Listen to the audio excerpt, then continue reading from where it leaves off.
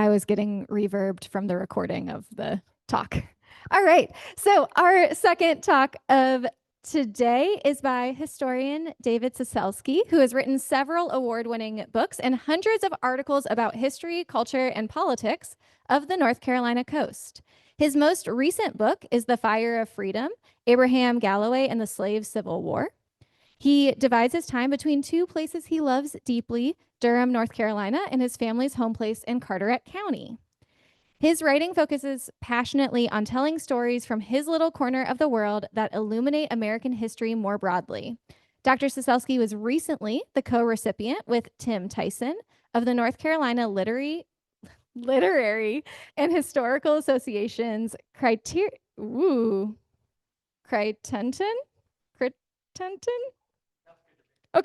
Award for Lifetime Achievement. So he is joining us today to present some of his research on the William F. Nye Company. And with that, I will turn it over to him.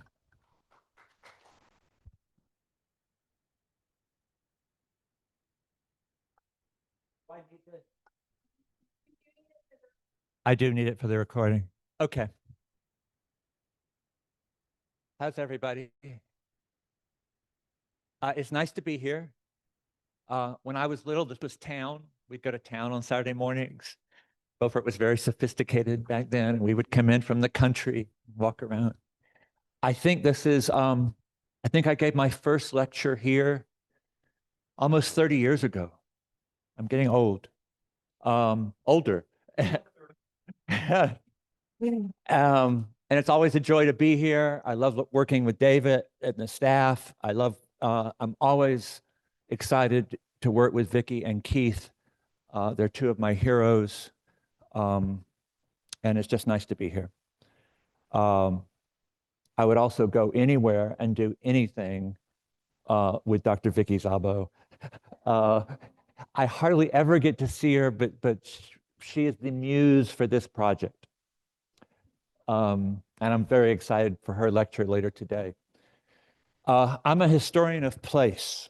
I'm a world in a grain of sand kind of guy. I look at the place where I come from and I mine it for stories that speak, I hope, by looking at to American history more broadly.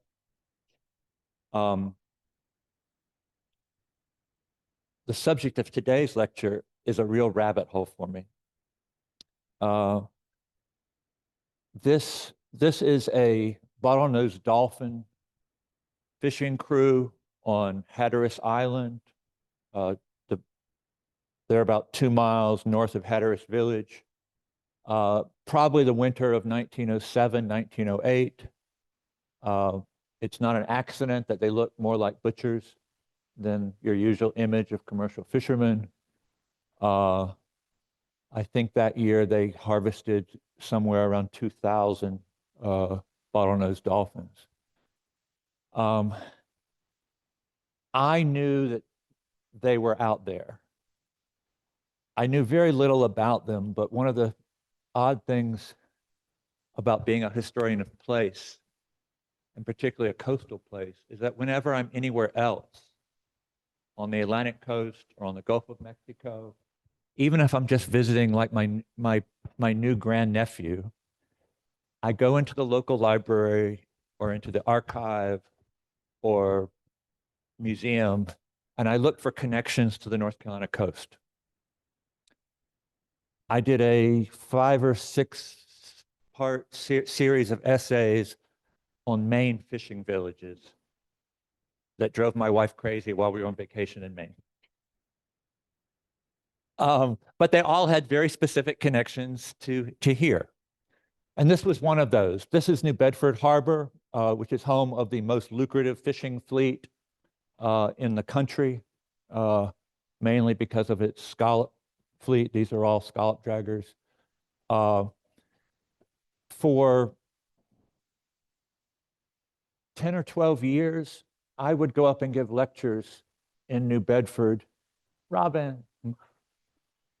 I would give lectures up in New Bedford every other summer. that were done in collaboration with the University of Massachusetts, Dartmouth, the New Bedford Whaling Museum, and a couple of other institutions.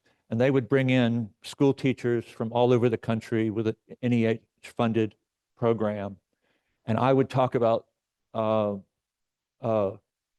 Underground Railroad by ship from here to there. And I would have a lot of downtime. So while I was there, I would wander. I love that. To me, no city in the country has better public art dedicated to working people than New Bedford. Beautiful churches. This is almost half the population has Portuguese roots, mostly through the Madeira Islands and the Cape Verde Islands because of the whaling industry. Frederick Douglass lived there, lots of public murals, amazing Portuguese food. Again, you can pick out what island of the Azores you want to eat their food, and in New Bedford. This is one of my favorites. It still had, the rabbit stew still had the head in it with the little teeth.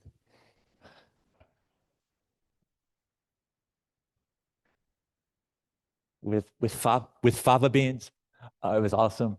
And of course, there's all kinds of Moby Dick related things because much of the book is set there. This is Seaman's Chapel, which is one of the most important scenes in Moby Dick, is set there. And while plying around on a tour of the artifacts at the New Bedford Whaling Museum, I stumbled on William F. Nye's superfine clock oil. I recognized the name of the company as having had a bottlenose dolphin fishery at Hatteras Island in the early 20th century. I didn't know much else about it, but every other year when I would go up, I would do a little more research. I started at the New Bedford Whaling Museum, which has a tremendous collection of relics, documents, related to the William F. Nye Company and Hatteras. I went to the next trip. I think I was at the New Bedford Public Library. These two statues, by the way, that's Lewis Temple, African-American man who invented the toggle harpoon. The Millicent Library, which is a gloriously beautiful little library across the river in Fairhaven, was home. The Nye family's records ended up being there. And the company that we're looking at is still in existence. And they opened up their records to me. Once I finished there, that path led to the Smithsonian, where I used the records of the Smithsonian Institution archives, which are not in that building, but are nearby. And also to the American Museum of Natural History, where I especially was able, there's all these, some of you probably know this, but there's all these secret little libraries inside the American Museum of Natural History. A dozen or 13. They're officially open to the public, but they don't advertise that they exist, and yet they're only open by appointment. The two treasures for me, or three treasures, was the Division of Mammalogy Internal Library and the Department of Paleobiology Library. And then there was a scientist who visited the Nye fishery, and he died 50 years ago, and they haven't touched his office. So they unlocked his office and let me explore. Hi, Dennis. I was so happy this was the only picture I had of my friends.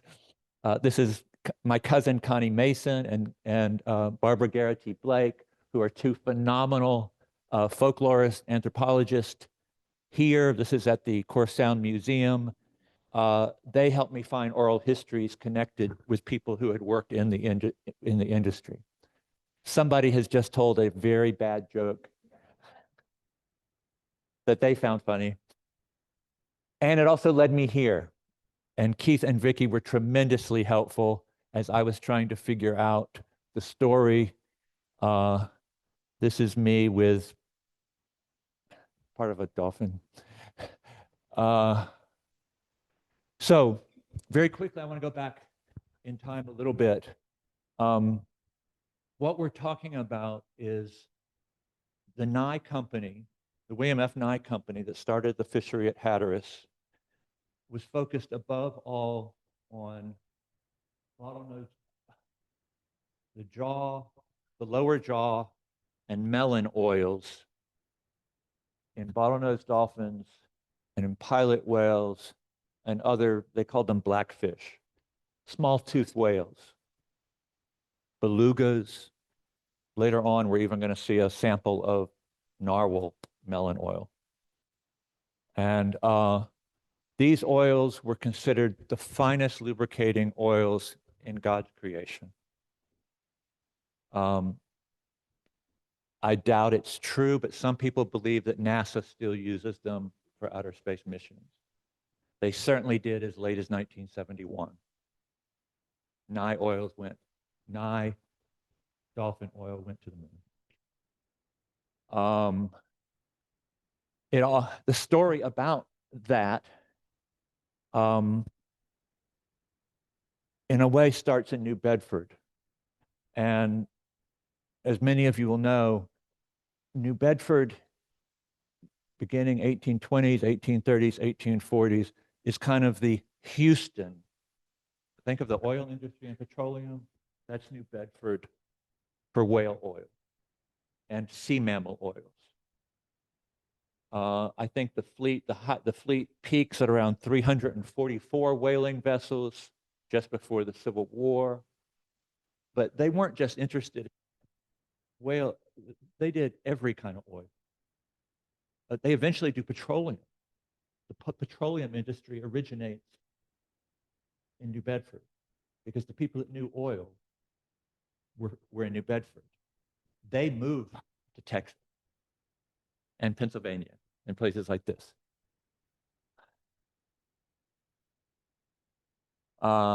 New Bedford at that time was one of the wealthiest cities in the United States. This is a quote from Moby Dick. Yet all these brave houses and flowery gardens came from the Atlantic, Pacific, and Indian Oceans. One and all, they were harpooned and dragged up hither from the bottom of the sea. The story of how this oil, this is sort of deep background that's going to lead us back to Hatteras Island. But the story starts, I'm going to call it a legend. The legend starts with Arctic whalers who were frustrated that their navigational instruments stopped working in Arctic conditions. That's a bad thing to do if you're counting on your chronometers and clock oils. And they were always looking for better oils, particularly for their navigational instruments. And for them, it was kind of a life and death thing. According to the legend, when they would occasionally stop, gaff a dolphin, which it was not a whaler's favorite food, but after you've been out a year or two, a dolphin starts to look good. I'm just saying. And they noticed the difference when they butchered dolphins to eat, the legend goes. They noticed that the oils in the melon here and in the jawbone here had a entirely different look and nature than the body oils, like from the rest of the blubber. And Keith even has a incredible sort of visual thing where he has some of these oils of different kinds. And on one end, you sort of have motor oil and what would a low end one be? Yeah, perfect. But also almost black. melon oil is the color of honey. I mean, it's an entirely different thing. And the legend goes that they tried this oil originally probably on the tools they used on their oil stones, the tools they use to sharpen their harpoons and the gaffs and the things that they cut to slaughter whales after they were caught, and noticed qualities.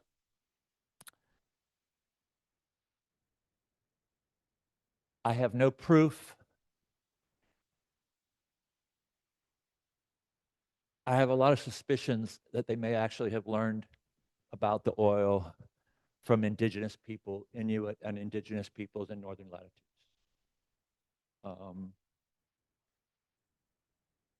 This is a chronometer. This is exactly the kind of instrument that Nye's oil would have been used on, that this kind of oil would have been used on.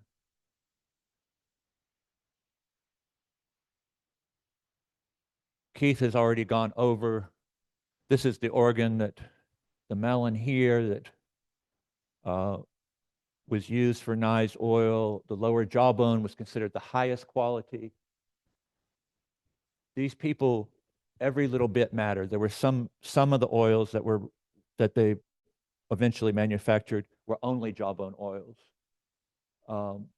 These were people that would have different kinds of oil, use different oils and different ratios of oils for extremely minute things.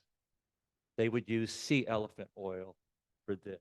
They would use harbor seal oil for this, bowhead whale oil for this, one variety of sperm whale oil for this, another variety of sperm whale oil for this. This is Ezra Kelly. Kelly was a New Bedford clockmaker, and he's widely credited, and probably deserves the credit, for discovering that the oil from bottlenose dolphin, pilot whale, etc., melon and jawbone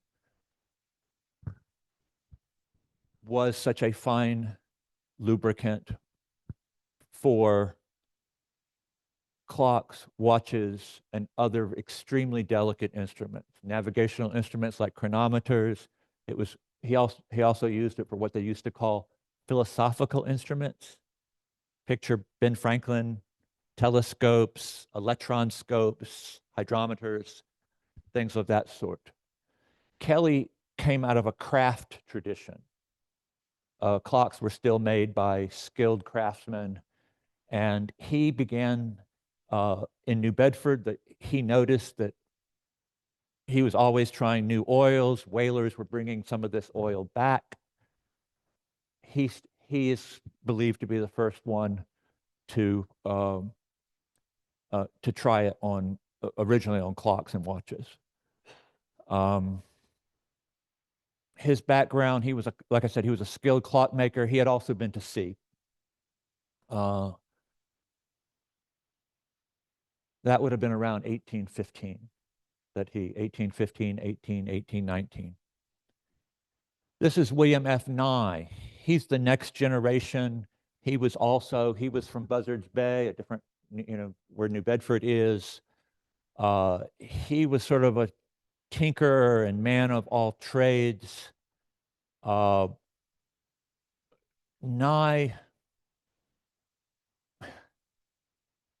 he was all over the place.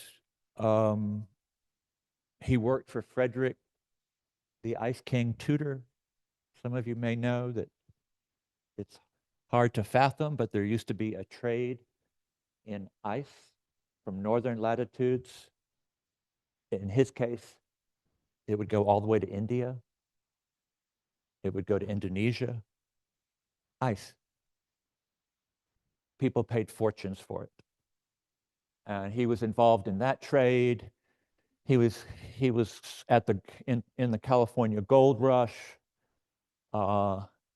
He served in the Civil War. He always claimed that he began experimenting with dolphin oils, head oils, in his kitchen in Fairhaven, which is the town next across the river from New Bedford. before the Civil War.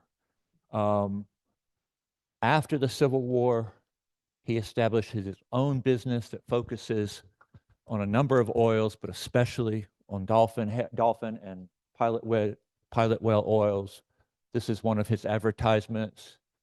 And you can see gunlock oil, typewriter oil, chronometer oil, watch oil, clock oil.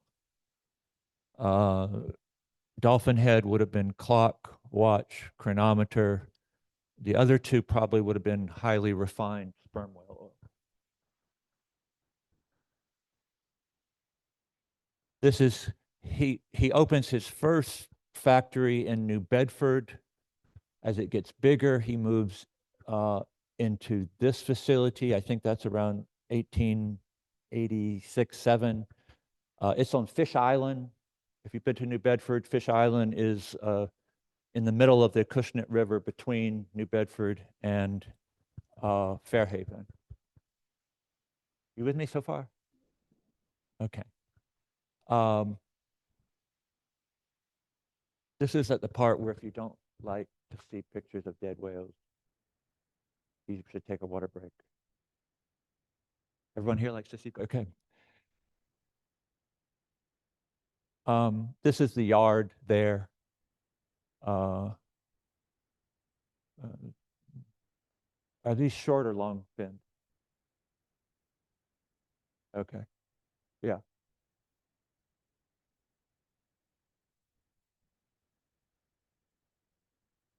This is part of their laboratory. It was an extremely complicated process they used. They were often doing filtration and separating out fats and oil over a period of a couple of years. They eventually opened an auxiliary factory up in St. Albans, Vermont, just so they can get the temperatures that they want more easily for the filtration process. This is all Nye. That's the bottling room. Again, what they produced, they did really well with bicycle oil. Bicycles are invented in this period, 1890s. We go from having 0 to 6 million bicycles in 10 years. And I guess I should say, this focus of oil becomes increasingly important because overall, the whaling industry is in steep decline, both in New Bedford and in the rest of the United States. If there's 345 whaling vessels out of New Bedford in 1860, by 1900, there's probably 3 or 4 or 5.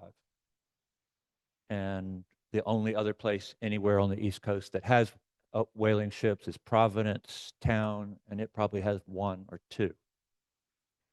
Whaling industry is way down. Whales are much rarer. There's also been important replacements for lubricants. And up to this time, whale oils of different kinds were the lubricants of the Industrial Revolution.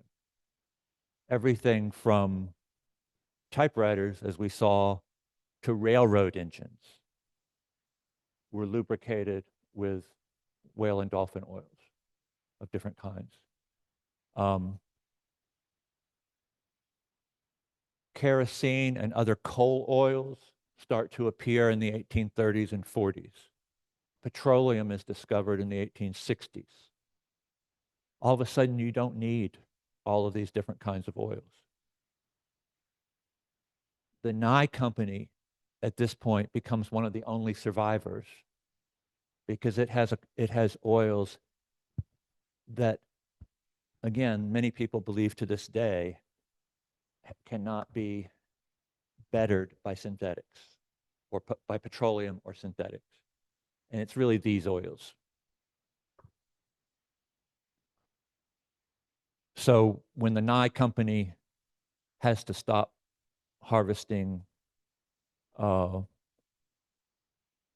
dolphins and other small-toothed whales after the Mammal Protection Act in 1971, 2, at that point, its customers include Bulova watches, NASA, IBM. I mean, they're on it. These are some of the different products that the Nyes were producing. Farm, home, and shop oil. It wouldn't surprise me if this actually had some petroleum in it. Or it could be dolphin body oil, which is dirty stuff.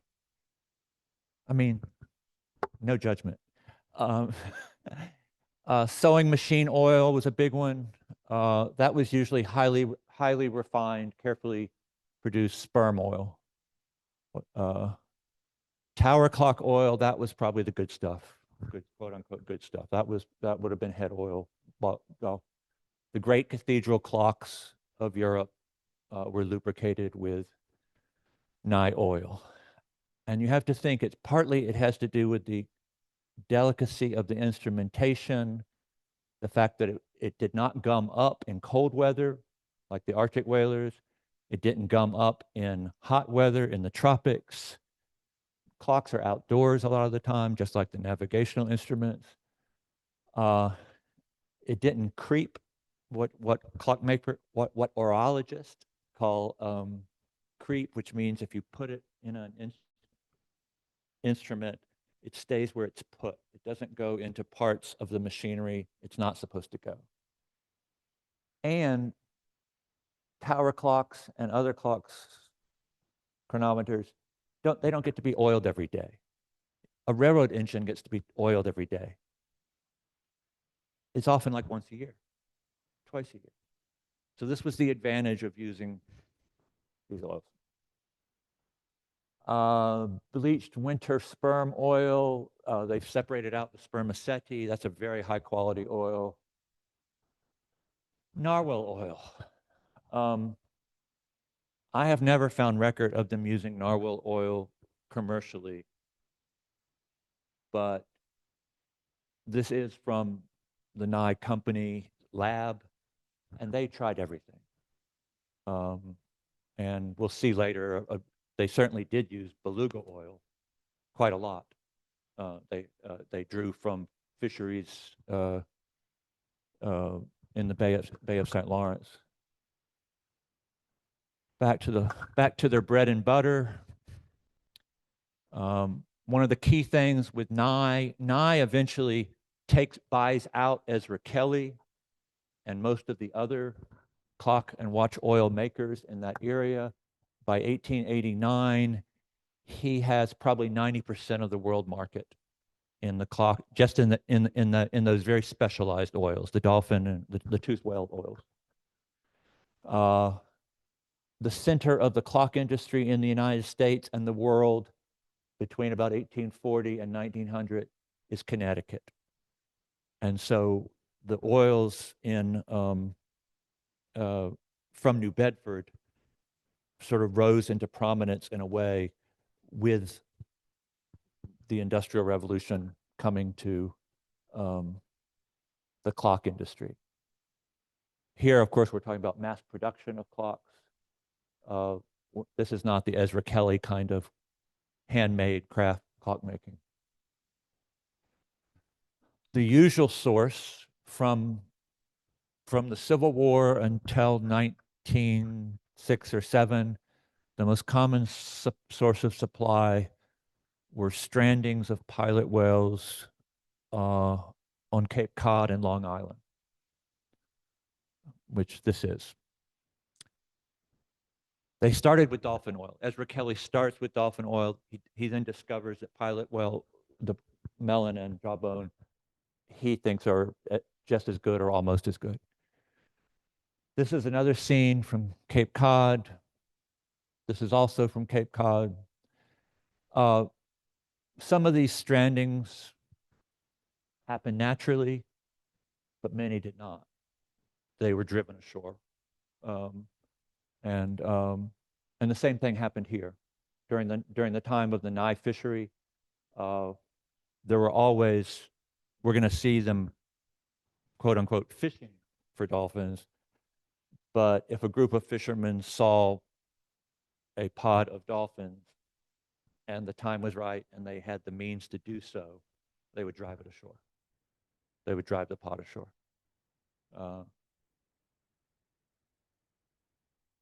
This is a barge load of pilot whales coming back from Cape Cod to New Bedford, to the Nye factory. The supply,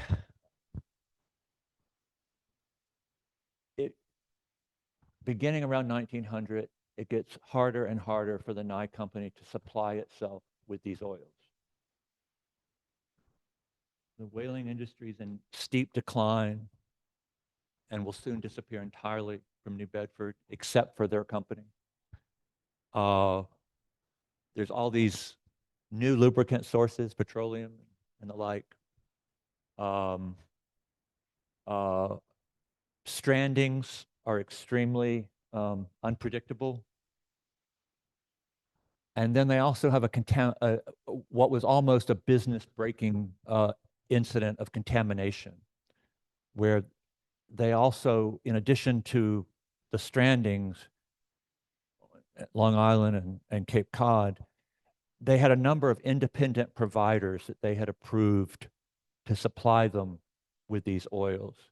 And one of the most important was beluga whales and pilot whales up in the St. Lawrence River. And there was a large incident of contamination. They were sold a bad bill of goods. Something was sold to them as melon and jawbone oil, and it was not. They had to go and trace every single one of their supplies all over the United States and Europe.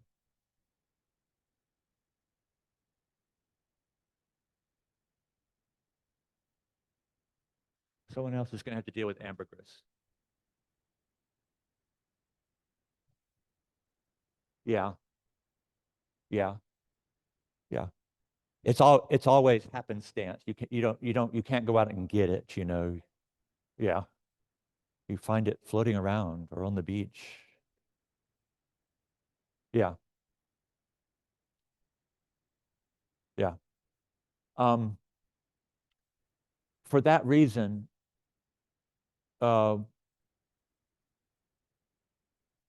William Nye, the elder, sends his son, this is his son, Joseph K. Nye, to Hatteras Island to find a more dependable supply of head and jawbone oil. And he first sends him in 1906 or 1907. And the reason they choose Hatteras is because Hatteras, more than any other place in North America, had a long and, depending how you look at it, dark or successful history of harvesting bottlenose dolphins commercially. And this is William Rawlinson. He's the superintendent of, he's a local man, local fisherman on Hatteras Island. He's the superintendent of, he's made superintendent of the bottlenose dolphin fishery at Hatteras. The Nye son comes and stays there a year or so to get things established. But his father was the head of a bottlenose dolphin fishery on Hatteras in the 1880s and early 1890s. And his grandfather was the head of a bottlenose dolphin fishery at Hatteras before the Civil War. There's no other place in North America that had that kind of continuity. This is the only surviving image of what's called Shell Castle Island. Many of you will be familiar with it. It used to be a shoal in the middle of Ocracoke Inlet that was built up with,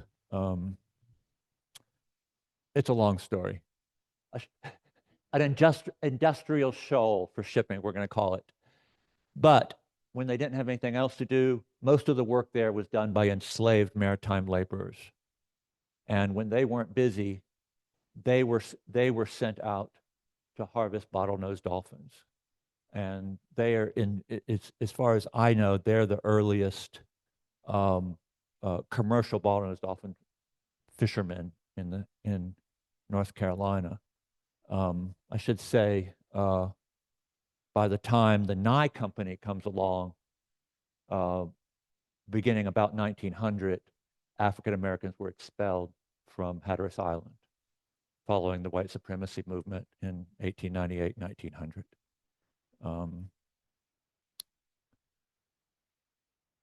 This is Russell Kellogg. It was his office I was in. I have him here at the Smithsonian. He visits the Nye bottlenose dolphin fishery, and he transcribes the logs of catches and sizes of the dolphins and that sort of thing. But he also interviews old timers, and in his logs and journals that are in the Department of Paleobiology library at the Smithsonian, he records the oldest memory of the fishermen that he talked to was that there was a commercial fishery in 1851. This is, at this point, this is from the 1880s or 1890s. They call them porpoise, by the way. And people usually called it, to this day, people call them porpoise oil. And the guys that fish for them were called oilers. At this point, it's probably the single most lucrative, well, the largest employer on Hatteras Island. This is the crew in 1907 and 8. And I should say at this point, well, I should say at this point, 1890s, 1880s, there also would have been bottlenose dolphin fisheries on and off, 3 on Bogue Banks, at least 1 on Shackelford, 1 on Harker's Island. None of them were of the size. Most of them only lasted a few years. They were independent contractors hoping to sell to the Nyes, basically, or people like the Nyes. The largest catch year I've seen records of, I think, was 1888, maybe. I think almost 5,000 bottlenose dolphins were harvested that year.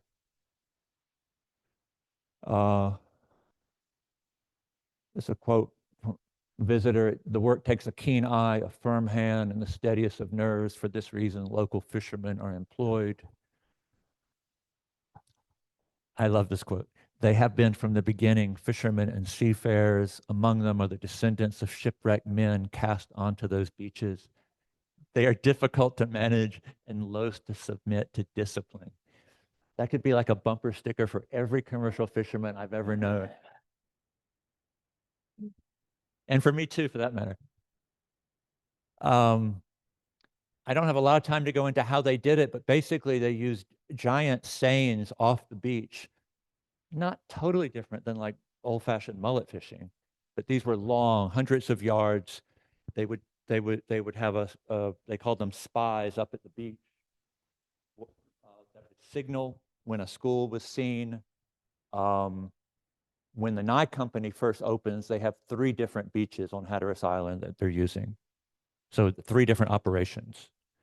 They signal, they put out these lapstrake-built dories, they surround the dolphins, and then once they're surrounded, they go into the middle, boats go into the middle with smaller sweep nets to harvest to capture the dolphins. They had yes, some jumped out, but they had a lot of tricks to try to disrupt them. And this again is the Hatteras fishery. They would drag them onto shore.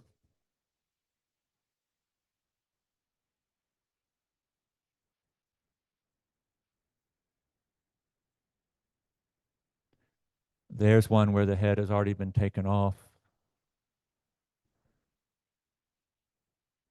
This is it's from his obituary, but Damon Gray was one of the he was one of the oilers and in his younger days, and he did a very moving interview with the students at Cape Hatteras High School that I found.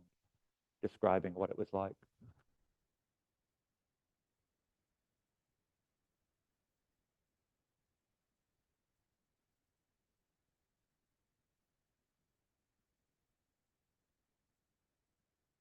Vicky and Keith probably know more about this than me, but they kept everything they could, like all whalers. So they would keep the body oil, but it would produce very little and would never have been commercially viable by itself. At times, they used they would sell it for leather.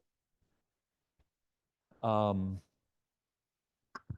amount of a gallon or two per a body oil for a good sized dolphin, I think would be about right. But for the nigh oiled here and here, you're talking tiny, which is why it was so valuable.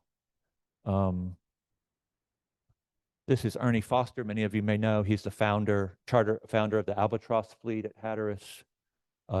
He's still up in Hatteras. I talked to Ernie. His father was one of the oilers, and he said as much. You know, that he says his dad had a strong stomach. It was the only job he ever hated. You know, they hated the work. At night, the horses, they often used horses to help haul in the nets. The horses freaked out constantly. It was dangerous. You could smell it in Hatteras Village. And at night, you could sometimes hear the dolphins on the beach, because if the last haul of the day, it was too dark to butcher them on the beach, they believed that it was better to keep them alive overnight so they wouldn't start to decompose and grow rancid. So they would leave them overnight and then butcher them the next day. Times were hard on them. I mean, they were. I mean, you have to remember at Ocracoke Island at this time, when the Nye fishery lasts from 1907 to 1928, and then it continues another year or two under different ownership. At this time, on Ocracoke Island, every March, every male between the ages of 16 and 50 is coming down to the beach, coming down to the wharf, some March or early April morning, and getting on a boat that will take them to Philadelphia. I don't mean some, I mean every. And they're all going to Philadelphia to work on the dredge boats and the pilot boats and the river boats, and none of them like it, and they're all doing it because times are hard. And then some of them would come back. There's whole avenues, whole parts of neighborhoods in Philadelphia that are Ocracoke people and their descendants.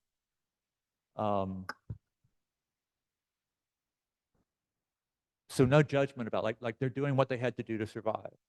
And of course, they're also doing it at a time when people looked at the exploitation of the ocean as almost like I mean, people still believe the ocean sort of was an inexhaustible supply.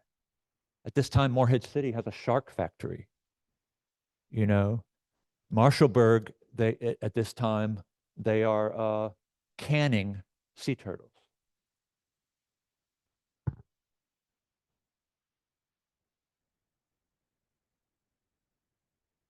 The dates? The shark factory? Oh, that started around 1910, lasted until certainly till the 1950s. You can go into the convenience store, the brick one, where they have the early morning coffee at Ocracoke, as Philip Howard took me, because I didn't believe him, and go in and go, because that's where all the commercial fishermen go before they go out in the morning. And he says, ask them whose daddy whose daddy did not work in Philadelphia. There were probably 30 guys there when we went. Not a single one didn't raise their hand. Uncles, a lot of them had.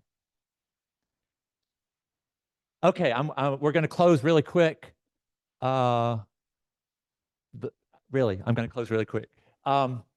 This is a model boat that's actually at the Hatteras Museum, the graveyard of the Atlantic Museum.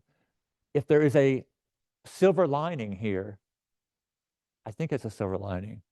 Joseph K. Nye didn't really like the young guy, didn't really like the business. In fact, he goes on to become a Standard Oil executive. I know. But he also liked to write poetry. And he liked to spend time on his yacht a lot. And he actually loved bottlenose dolphins.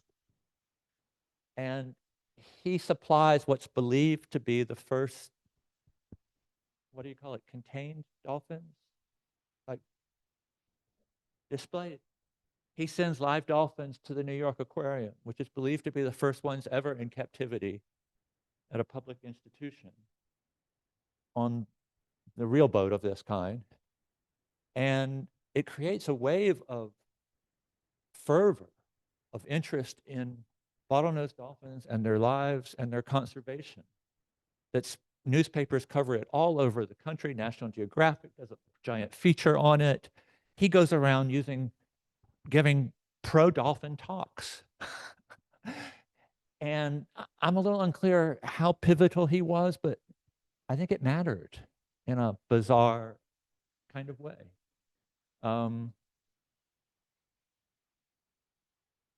That's New Bedford whaling industry. That's the textile mills that replace the whaling industry.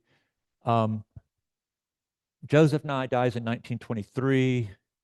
The last whaler comes off the Hatteras grounds in 1925. At that point, there's no more whaling on the eastern seaboard of the United States. Nye Oil continues, and it's the company often called itself the last American whale oil company. And with the removal of Nye Incorporated, there goes from the city the last of the oil refining plants, once one of the great industries of New Bedford. For 100 years, New Bedford refined oil helped to light the world, and there were scores of refineries there. Then one by one, the oil plants disappeared. Bless them. And Nye is still there. They now produce hundreds of different kinds of incredibly specialized synthetic oils, many of which are crafted for one specific machine.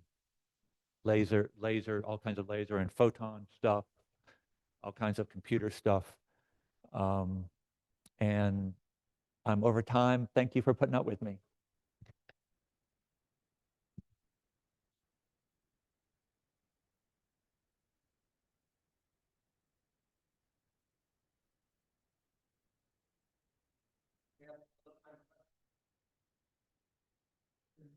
You're calling this the fishery at Hatteras, but they're also talking about Bell Castle, which is between Ocean Coast and Portsmouth, with the whole region. The fishermen you said a couple miles north of Hatteras. So where was the